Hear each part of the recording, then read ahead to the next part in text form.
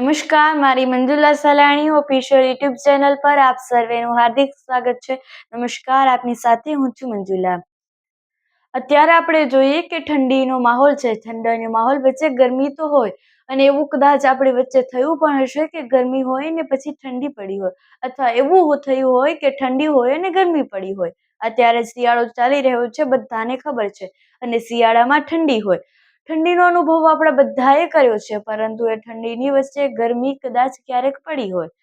સવારમાં ઠંડી હોય ને બપોરના ગરમી હોય, આવું બધાએ લગભગ અનુભવ્યું જ હશે. પરંતુ શિયાળાની ઋતુમાં એક એવું ઝાપટું આવી જાય કે જે વરસાદની મોસમ યાદ કરાવી દે તેવું હોય. આવો અનુભવ માત્ર આપણે થોડા થોડા એવા સમય માટે કર્યો હશે. આમ જોવા જઈએ તો આવા અનુભવો થોડા દિવસો આવો ક્યારેક અનુભવ હોય તો એ થોડા દિવસ માટેનો જ હોય છે. શિયાળામાં માવઠું થવું એટલે ખેડૂતો માટે ખૂબ ગંભીર બાબત ગણાવી શકાય. ખેડૂતો માટે એક ખૂબ એટલે ખૂબ યાદગાર ક્ષણ બની જાય કે તેઓના પાકોને કેટલું નુકસાન થવાનું છે. અત્યારે પણ એવું જ થવાનું છે. અત્યારે હવામાન વિભાગ અને હવામાન નિષ્ણાંત દ્વારા આગાહી કરી દેવાય છે કે ગુજરાતમાં વરસાદ થવાનો છે. હા, વરસાદ તો થવાનો છે, પણ કયા કયા વિસ્તારોમાં ઘણા ખેડૂતોને ખૂબ ચિંતા થતી હોય છે, પરંતુ ખરેખર તે વિસ્તારોમાં વરસાદ નથી થવાનો હોતો. એ શિયાળાની ઋતુ હોય ને તેમાં એ વરસાદ વરસે તો આપણની સાથે સાથે મનુષ્યોની સાથે સાથે પાકને પણ કંઈક અનુભવ થતો હશે, તેના પર પણ કંઈક ઊંડી અસર પડતી હશે.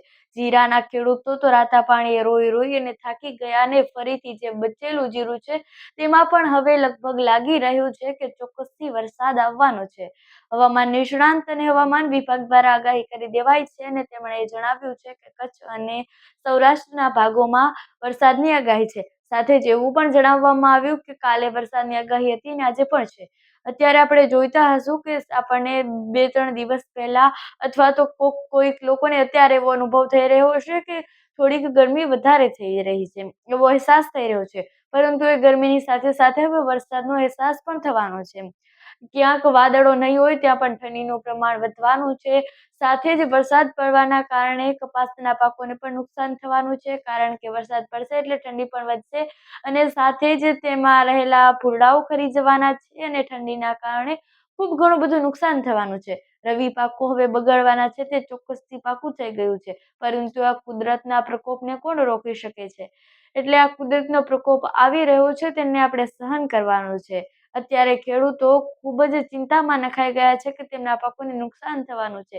ખેડૂતોએ આ વખતે ખૂબ સહનશીલતા કરી છે, છતાં પણ તેમના પાકોમાં હવે છેલ્લી વખત કે તેઓ એવી આશા રાખી રહ્યા છે કે હવે રવિ પાકો અમારા થવાના છે, પરંતુ કુદરતે આ પણ તેમને નથી લેવા દેવાનું, અને મોઢામાં આવેલો કોળિયો તેમને નીચે ઉતરવા નહીં દે એવું લાગી રહ્યું છે.